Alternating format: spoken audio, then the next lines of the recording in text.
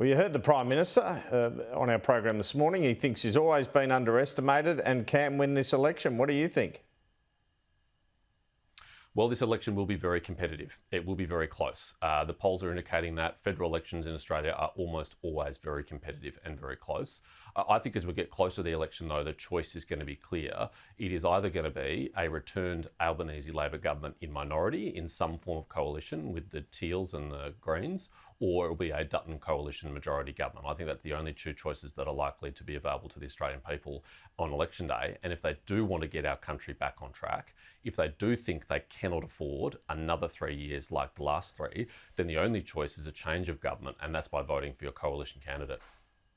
And he said, the PM, he said, had Mr Dutton been in power the past 3 years, inflation would have been worse. He also appeared to say his promise to cut power bills by $275 at the last election was not a broken promise because the world had changed since then. What did you make of all that? Well, the Prime Minister's broken a number of promises, whether it's on superannuation, whether it's on personal income tax cuts, whether it's on his $275 promise of reduced power bills. And the Reserve Bank Governor has been very clear about inflation. She has said it is a homegrown phenomenon. It is not something that's being driven from overseas anymore. And it's very clear that the decisions of this government have made the inflation crisis facing Australians much worse. Again, the RBA in their monthly minutes regularly call out public demand, in other words, government spending, as being a contributing factor to inflation and interest rates being higher in Australia than they otherwise would be, when other like-minded democracies like New Zealand and Canada and the United States and the United Kingdom have all significantly reduced their interest rates over the last year. Australia has not, and Australians are paying the price for Anthony Albanese's weakness and his recklessness on public spending. PM also said he has a tough stance on anti-Semitism and doesn't want to reveal the nature of those police investigations into these attacks, including whether a foreign government may or may not be involved. What do you make of that? Should he be telling us more about that? He says he could interfere with police investigations doing that.